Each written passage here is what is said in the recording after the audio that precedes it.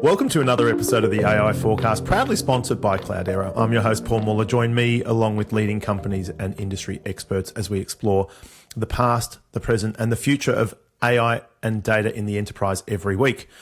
Well, while preparing for today's episode, I was recalling a conversation with a CIO of a city-based company who was complaining that their business growth was constrained by the city's power utility. Now, this was over 2 decades ago. The problem was they couldn't get enough power to their building. The whole company's growth, in effect, was limited not by technology, not by money, but by electricity and real estate.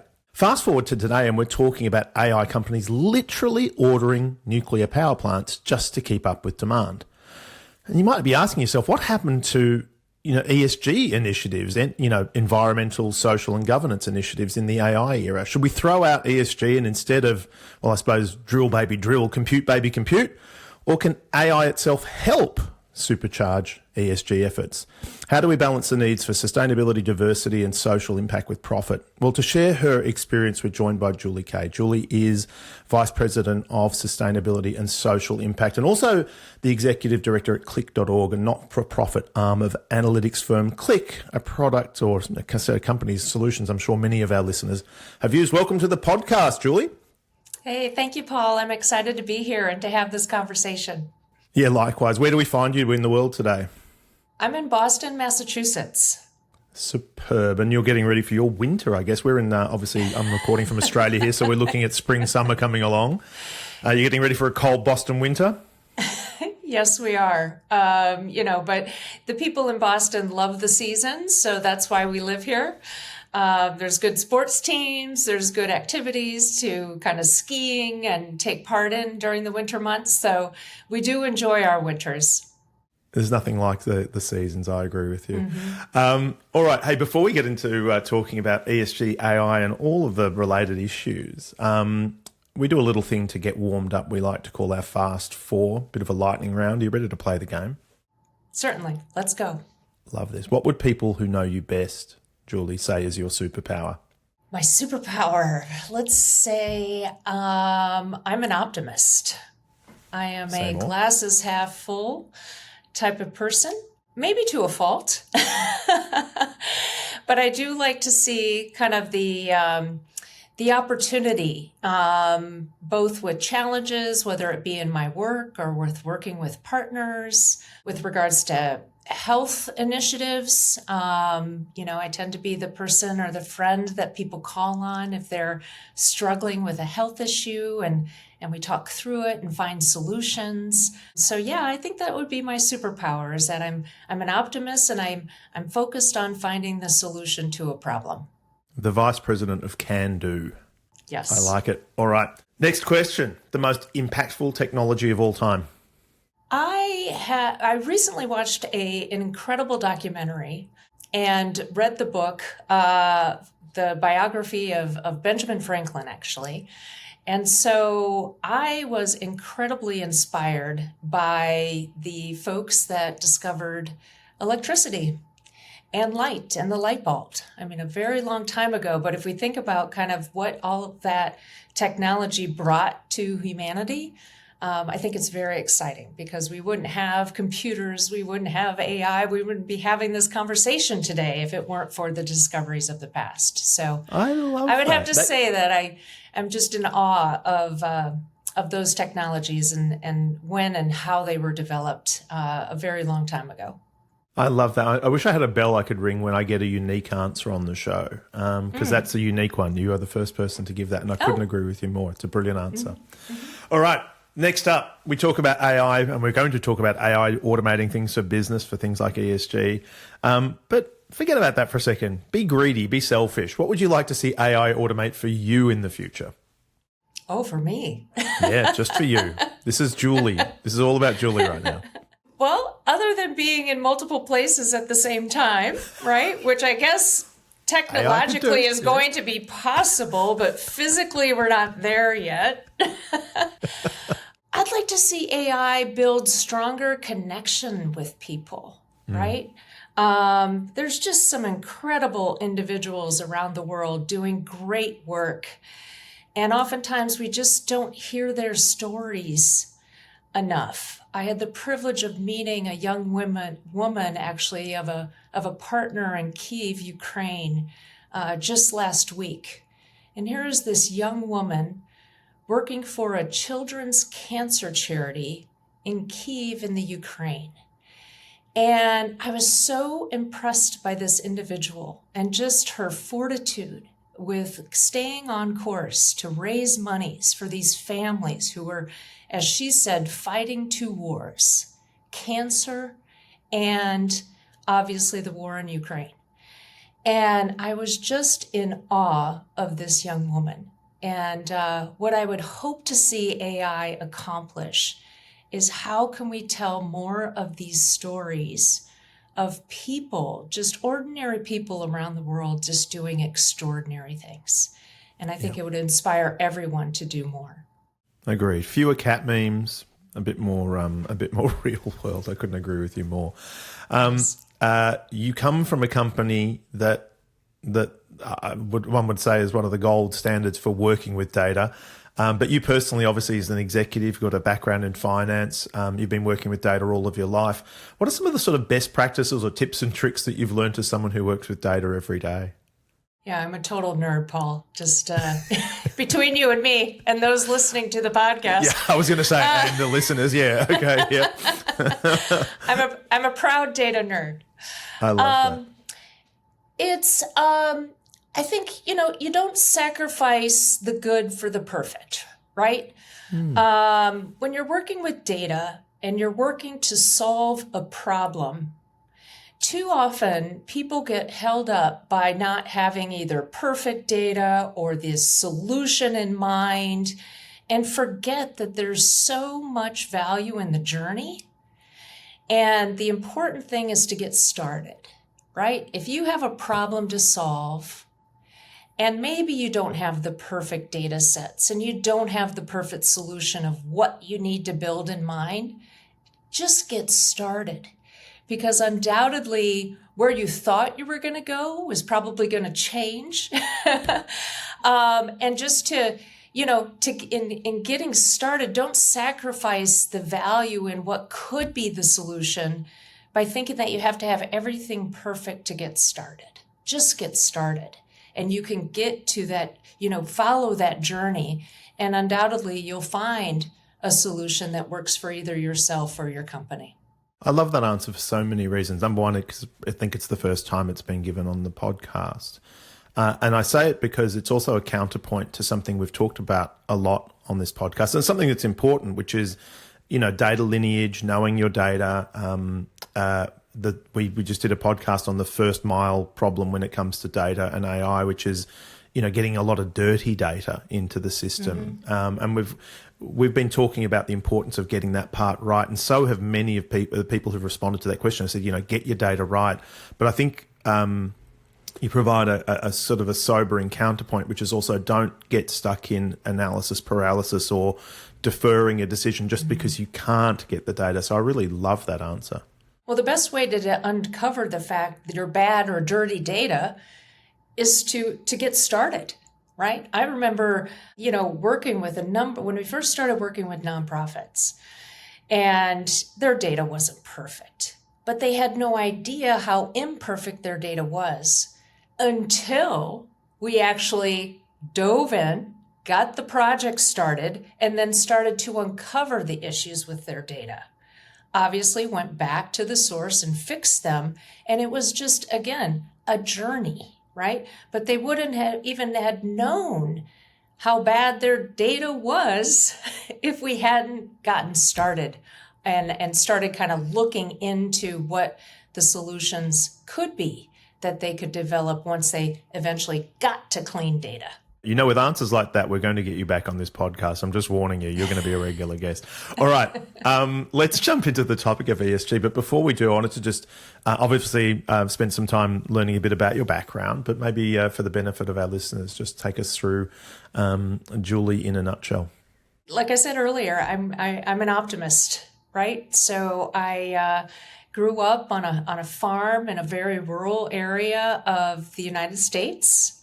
And one of the things that one of my touch points, we all have touch points, right? About like, why is what you do today so important to you? And I'm a big believer that if we look back on kind of our childhood and things that meant something to us during our childhood, you can find connection with what you're doing today in your career. And for me, in working in sustainability, I remember very fondly, spending a lot of time on my grandparents' farm. And this is before, don't want to age myself. This is before TV. This is before cell phones, everything, right? Obviously, laptops, nothing existed back then. Electricity, right? Which apparently you're fascinated by. We did have electricity. But, when we wanted a glass of water, we went to the cupboard. I'm from the Midwest in the United States. We called it a cupboard, not a cabinet. We pulled down a glass and we went to the tap and we took, found ourselves a drink of water. Now, if we were outside, we'd run and take a drink from the hose. There weren't plastic water bottles about, but yet we had a wonderful childhood, very healthy and very active, right? And I think about that quite frequently because then when I became a parent, we would take our kids to, some type of football practice or, some type of sporting event or something like that. And the thing to do would be to carry along all of these plastic bottles of, either water or, Gatorade or some type of sports drink, right? And there was so much waste created, and it really started to bother me how much waste was created that was really unnecessary, right? These kids were professional athletes. They weren't necessarily going to get dehydrated from running around a field for an hour that they couldn't wait until they got home to have a glass of water. But in any event, I think about that a lot and think kind of now, and that drives my current work is like, where is there waste in our everyday lives that we really don't need to kind of either consume or produce, right? Without any change in our quality of life, what are the low-hanging fruit items that we could make a small change and yet make the world so much better, so much cleaner, so much more healthy for everyone? And that's just something that I've seen change over time, that I think that if everyone were to reflect on some of these things that we do on a daily basis and just take a little bit of waste out of the system in our daily lives, we could make a big impact. Yeah, look, and it's an interesting thought because if you think about the idea behind equity and inclusion in a completely non-political sense, but the idea that people are effectively equal, for want of a better term, and everyone deserves a shot at the same kind of lifestyle. One of the things I often ask myself is this gadget or this thing seems great, this pen seems great, but what if 7 billion people all had access to this same thing? What would the environmental footprint, not of me having it, because I'm inconsequential, the planet will shrug it off, but what if 7 billion people all did this thing? And to your point, I think that's the kind of thinking that that you're talking about there is, do 7 billion people all need to be carrying around disposable plastic bottles? Because I grew up perfectly healthy just drinking from a tap or from a hose. And I couldn't agree with you more. I think it's we are very, to your point about connectedness, I think you talked about with your answer to that, the third question is we often think about ourselves and not necessarily about us and our behaviours in context. And I think this is really unusual because your background is one of accounting, is that right? Your initial study was in accounting. So how does it just seems like such a juxtaposition, right? The hard science of making a profit and data and, the bottom line rubbed up against environmentalism, which I guess means you have, I was actually looking at your job, you've almost got the perfect job, really, don't you? Yeah. Yes. I love it. So let's talk about, I want to talk briefly about Qlik.org. This is not an advertorial for Qlik, but it is such an unusual mission. So maybe we start off with the inspiration behind that before we start talking about some of these ESG topics, because I think they relate. Gosh, it's been 15 years, Paul, when Qlik as a company decided that our greatest opportunity to make an impact in society was to take this incredible technology that our company worked so hard to develop and that our customers support with their business because they see the value in it. And at 15 years ago, Qlik as an organization decided that our greatest opportunity for impact was to be supportive of nonprofit organizations around the globe in donating our software to them. And, if you think back 15 years, this is a time when, nonprofit organizations, yes, were supported financially, but not necessarily with technology. And in fact, also at a time when nonprofits were penalized when they spent money on themselves. Because a nonprofit, their mission is to help people. And people donate money to a nonprofit based on how much of that money reaches the end beneficiary. So what that means is they want their dollar going to the nonprofit and then that dollar going to the beneficiary, the person in need, which is all very important. But what that removes is the opportunity for the nonprofit to invest in systems, to invest in technology. When, as you and I know, the more you invest in technology, the more people you can help, right? But the metrics were all kind of out of whack 15 years ago. So when we started working with nonprofits and said, hey, no, we're going to donate this incredible technology to you so you can better use your data, identify your greatest priorities, identify the ways in which you can make more of an impact, help more people faster and more efficiently, because you now are powered by the same great technology that the world's largest companies use. So when we started donating our software, and we support now hundreds of nonprofits globally, it really just, if it was the right place, right time, right peg, right hole, but it really just became invaluable to some of these organizations who are, working all over the globe in causes such as delivering humanitarian aid, right, to the hurricane victims of Jamaica, delivering global health opportunities or security to countries that exist without that, right, and also addressing climate change, both from a mitigation standpoint as well as adaptation, right? What should we be doing to protect ourselves as well as at the same time reducing CO2 emissions? So,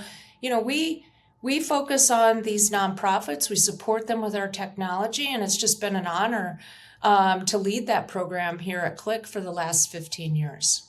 Like I say, I think you have the perfect job, not just for yourself, but it's just a wonderful place to be.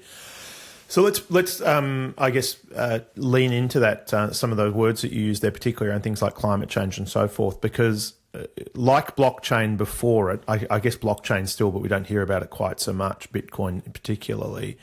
We're seeing media reports, we're hearing media reports about the potential negative impact that AI might have on the environment. What's your take? It's a complicated question, right? And one that we, discuss quite frequently in the circles that I kind of find myself in. Yeah, I'm sure. Is it a definitely. plastic bottle? Yeah. Is it a plastic bottle? Yeah. Exactly, right? Yeah. And I think to your point earlier, the one thing that really needs to be said is with regards to kind of the efforts to address climate change, the technology sector has always been on the forefront of solving that particular, problem in society. I mean, the technology sector is very serious about reducing carbon emissions, creating technologies to help companies reduce those emissions, and providing technology in the cloud, for example, that provides the efficiency that organizations need or expect when they're leveraging various technologies. I think about our software in particular. We've always focused on delivering technology that could be most efficient, answer a user's questions as quickly as possible with as minimal resources as possible. Why? Because we wanted to satisfy that customer's needs, right? Well, all of those things add up to actually being more efficient. And being more efficient means using or consuming less resources, i.e. electricity, to provide that answer, right? So technology companies just intuitively are designed to work fast, be efficient, so they can answer the customer's requests. Now, when you hear about the AI kind of data centers getting built out, and there being a corresponding demand on either the grid in that particular region, or even that technology company investing in other types of power like nuclear power plants or microreactors, for example. Well, yes, there's going to be a demand. We do need to figure out how we can make sure that the demand of that data center doesn't impact the individuals living in that area as well, right? The electricity shouldn't go to all the data centers and not to the individuals in their homes. That needs to be worked out. But I think that because of AI and because of people seeing the potential for AI improving human lives, a lot of investment is obviously going into AI technologies, data centers, as well as green technologies to provide the electricity needed. You wouldn't see that investment nearly as much going to green technologies to provide electricity as you would if AI didn't exist, right? Yeah. So again, jury's out. We don't have the perfect answer yet, but I think, back to my perennial optimist, I think that we can work towards how AI can both benefit kind of humanity as well as solve some of these societal issues, which honestly have been plaguing us mere mortals for a very long time. And hopefully with some of these new technologies coming on board, we're going to be able to, actually create some really innovative and exciting solutions. You were, I think, at New York City NYC Climate Week. I was reading some of the outcomes of that. Sophie Graham had an interesting point that I think echoes yours. She was from IFS, and she said something on a panel about the fact that at that conference that, businesses being what they are, the idea of renewables, which are effectively in the long run going to be more cost effective than potentially increasing fossil fuel usage, is actually going to drive business to build out a lot of the capacity that otherwise governments and other players may not be interested or may not see the financial justification in doing. So her view on it was almost the inverse, is we're probably going to see more green renewable power electricity as a result of the AI boom rather than less. What was your take on the whole Climate Week experience? That's one of my favorite weeks of the year, first of all. We're analytic partners with the United Nations. So I've been attending not only Climate Week, but the UN General Assembly Week, which coincides with Climate Week now, for many years to support our partner, the UN.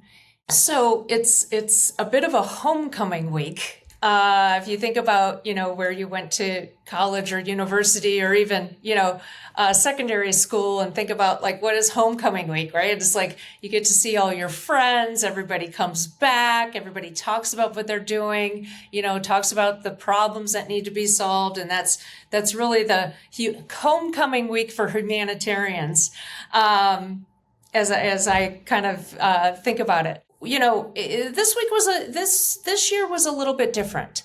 I think that, again, there continues to, the issue of climate continues to be a political football, unfortunately.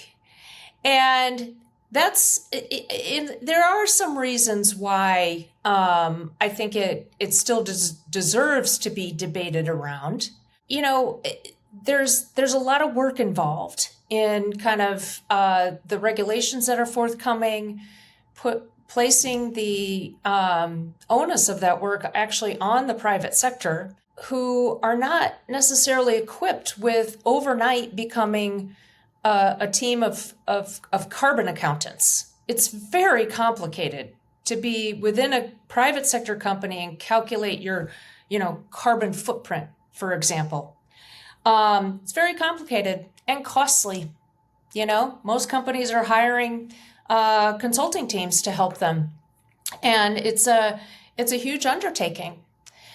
And I think that the conversations that I was involved in did really, I think, share some positivity around how can we achieve the goals that we need to achieve, while at the same time making it easier for folks to achieve them. Not because the rules are changing, not because we're making the rules easier, but by providing technology and expertise and AI capabilities, right? They say that if you're going to calculate an organization's carbon footprint, over 90% of that effort is just collecting data. Collecting your electricity invoices of all of your offices, collecting data around employee commuting, right? 90% of the effort of calculating an organization's carbon footprint is spent in just gathering data. So that's the biggest opportunity that AI could solve, right? How can AI actually help organizations make data a no-brainer, so that they can then begin the work that's needed to achieve the goals that we need every organization to achieve? So, I thought the week was very interesting with regards to conversations. There were a lot of valuable conversations. They weren't broadcast as loudly. Some folks are referring to it as green hushing, but companies are staying on course. And despite kind of the political football that gets batted around continuously, which is, it's fine. I mean, that's what makes us all better and stronger and more committed to kind of our cause, right? So if it were easy, everybody be doing it, and maybe some folks wouldn't be doing it. I don't know. But I think that the week was actually a very productive week. And from my experience, I saw so many organizations doubling down on commitments, doubling down on the purchase of green steel, the purchase of green cement, making partnerships, forming collaborations, again, all to kind of achieve the goals that we need to achieve, and yet also make it easier and less costly for more companies to join in the movement. And I think weirdly, even in the cold hard world of business, the word sustainability is baked into a lot of our daily conversation. Mm-hmm. We talk about sustainable profitability. And so the idea of sustainable profitability, if you were just to be, and at the risk of being ridiculous, what does sustainable profitability mean? So we're around in 100 years. Well, what's going to be required for us to be around in 100 years? Well, there'll be a planet and people around with whom we can transact. So, I do think that at its very, very core, if you were to get to the idea of what, business needs to be doing, it's about being able to serve the planet and the people the customers in the long run. I don't think it's that far a leap. And I'm hoping, to your point about this notion of, what did you call it? Green Hushing. And I definitely feel that. Yeah. And carbon is money, right? So if you think about sustainable profiting, what did you say? Sustainable profitability. I talk about it with my team all the time. Sustainable profitability. Carbon is money, right? Yeah. And so the more money that you spend on flying employees around the world, the less your profits are. Well, guess what? If you reduce or kind of rein in some of that employee travel that's not necessary to support your business, you're also going to reduce your carbon, right? Your carbon footprint. So it's all very much intertwined. And I think that, with the data and technology and AI, it can help us identify ways to reduce costs, reduce carbon, but at the same time, grow our businesses in a very healthy way. Do you have any examples that jump to mind about organizations that are making progress on these fronts? Well, you don't need to name names, but maybe industries or just examples that for you stand out as, using your motto, just get started. One organization always comes to mind when I think about this, and I'm a big customer, so I guess I'm fine with kind of saying their name, and that's IKEA, right? Wow. You think of IKEA as being kind of a producer of goods, and is it really adding to, the planet, or is it kind of creating this consumerism kind of like environment that we have? But IKEA has always focused on sustainability as one of their core pillars. In fact, if you think about it, I don't know if you've bought anything from IKEA or not, but obviously the furniture comes disassembled. Sitting next to it. Yeah. Keep going. Okay. Great stuff. Great stuff. Right love the Swedish design. But if you think about it, right, they do that, right? They send you these parts. They send you this in as tightly of a package as possible to reduce costs and to reduce the footprint, right? They don't have a big manufacturing plant that's assembling desks that then ships an entire desk in its, completed form to your house, right? Imagine the size of that box. Mm-hmm. And all they send you the pieces. Mm. And here's the side benefit. And I don't know if they talk about this or not, but how good do you feel when you put that desk together? Maybe 1 hour in, you're not so pleased. But when you get that desk put together, my gosh, that feels good, right? Yeah, it's yours. That's the human effort. And trust me, I've built so many pieces of furniture and had like a couple of bolts left over or a drawer that doesn't quite slide together. Right? Trust me, I'm as frustrated as the next person mostly, but my gosh, it felt good to put that desk together yourself. And you can see the difference, even having, worked with their products over probably 3 decades. Yeah. The difference in just the reduction in styrofoam and packaging, unnecessary plastics. I mean, the products are even just as I say in the last 3 decades, watching the evolution there. And now I understand they're actually even taking their products back. Once you finish with them, they'll accept them back, is my understanding. Absolutely. It's extraordinary. And so you think about kind of the carbon footprint of a company like IKEA, right? And they actually include in their carbon footprint the mileage of the customers that drive to their store, right? And they want to take care of that. They think about kind of the use of their products in your home, whether it be a lamp or whatever, and how much electricity it's going to cost. They care about the end of life of those products, and they include that in their footprint. So they have this massive footprint, which, by the way, they're also out there advocating for green electricity, right? Near their supply chain and so on and so forth, as well as their stores. They got solar panels on the top of their stores. So they take sustainability very seriously. And then at the same time, they're focused on increasing their profits. And they're not shy about that. They want to grow like every other company. And they actually measure that.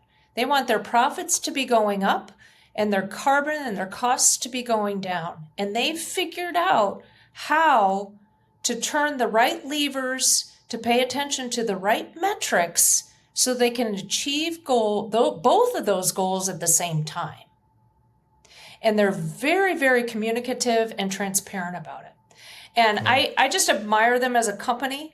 Obviously it's frustrating sometimes to put their furniture together, but gosh, it feels good when it's done. No, I see. I have the opposite experience. I love it because I don't have the challenges that you describe, but my wife certainly does. So I understand exactly what you're talking about. Yeah. So I want to get back to this idea as we wrap. You're an accountant by training, by trade originally. So I'm just curious. I want to talk about balanced businesses, and let's go back to Qlik.org. So I'm curious, what has the experience taught you about balancing the needs of public purpose with those of profit? Because that is ultimately, the challenge that a lot of us face when we talk about ESG is like, we have the need for public purpose, and we acknowledge that, and we have the need for profits. What has Qlik.org told you about balancing those two? Qlik.org in particular is, again, for the past 15 years, right, donating our technology. Many companies, if you were to go to their senior management and say, you know what, I've got a good idea. Let's give our stuff away for free. As they look at you and go, you're an accountant, right? Yeah. I don't think many CFOs would sign up for that program. But if you think about it, and I say this, quite frequently, I think we get back multiple times more than we could ever give away. One, I do explain quite frequently, we're not taking any revenue off the table. These are organizations that wouldn't be able to afford our technology, right? So we're not taking revenue off the table. And then the second kind of opportunity for this, purpose-driven yet profit-focused organization is, what we get in return. When we were developing a few years ago an app for mobile phones, right? This is before you got Wi-Fi on an airplane. And the design specs or the requirements were to satisfy a CEO on an airplane for 2 hours who needed analytics, right? That was the requirement. Well, at the same time, I was working with the Department of Peacekeeping at the United Nations on an app to visualize the conflict in the Democratic Republic of the Congo, right? So DRC, and looking at their data. And this is UN peacekeepers in the field. And they, of course, wanted mobile access to data, right? And so we were able to bring in specifications to satisfy a peacekeeper in the DRC with offline access to data. Again, this is before Wi-Fi was everywhere. Offline access to data that helped develop the product that we ended up delivering to the customers with the CEO on the airplane. And so what we get in return from this purpose-driven organization and the way in which we work with these organizations is we get some of the most complex, interesting use cases that then we turn into opportunities to make our products better for all of our customers. And once you can see the benefits like that, then the opportunity to get that kind of feedback and that input into your research and development teams to drive better technology is invaluable. And I think that a lot of companies could see it like that. And also at the same time, do a heck of a lot of good. And also, Paul, don't forget, there are 3,000 employees at my company that feel a sense of pride in what we do, not because we're delivering more profit to a company down the street, but because we're answering the needs of people less fortunate in the world. And that's why they continue to work here, some of them.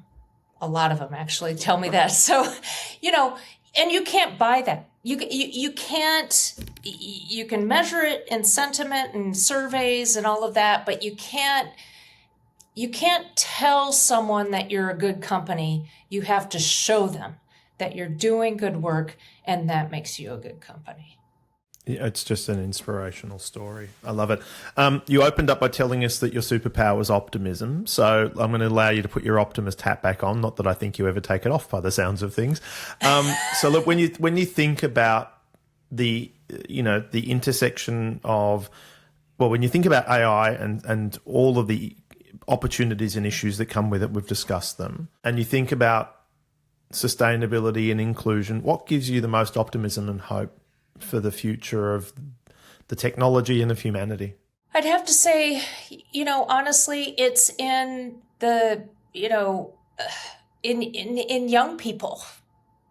And I guess I'm saying it because I haven't kind of touched on this particular angle of DEI. But, the greatest opportunity, I think, for us going forward is to be creative, to be innovative, to be children again, right? What if we were able to solve this problem? What if, and young people come to kind of the workforce without any kind of like, oh, we're doing this because we've been doing it for years this way, right? They don't think like that. They're coming in with fresh ideas of how to do things. And I think especially when it comes to kind of solving some of our environmental challenges, again, because it's not only about carbon, it's about biodiversity, it's about our oceans, it's about our forests, right? And leveraging kind of a workforce that has people that, yes, have expertise and knowledge because they've been doing so for a while, and blending that with new and fresh ideas of the next generations who are going to be inheriting, obviously, the planet going forward, right? And blending all of that together, that's kind of what we're focused with regards to DEI, is just kind of like, how can we build teams to get the best out of people, recognizing their strengths, some of which from people that have done something for a very long time. Some of those strengths come from people who haven't done anything at all, right? But get a college degree or university degree or work in the armed services. So, I think the greatest opportunity I think we have going forward is to create collaborative teams, leveraged with AI, to think outside the box. What are the solutions we haven't even thought of yet? And how could we redesign some processes to take waste out of the system, to create more efficient, supply chains and build the world that we want, right? Let's envision that. Let's not focus on the problems. Let's build the world that we want. And, one of my favorite quotes is, life is about being a good ancestor, right? So I think that, there's great cause for optimism there, because I think that young people, the next generations, come to the table unencumbered with the way things were done in the past, and instead let's find solutions to build the future that we want to have. Julie, I was being very serious. It'd be great to get you back on to talk more about data as well, because it's clear that you've got a passion for it. It's something that we're passionate about on the show. Would love to have you back, but I really want to thank you so much for joining us today.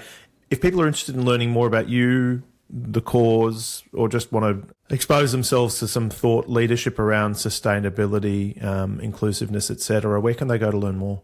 Well, I'm of course on LinkedIn, so I'm happy to connect with anyone that wants to kind of have more conversations or learn more about our work. Just Julie K on LinkedIn.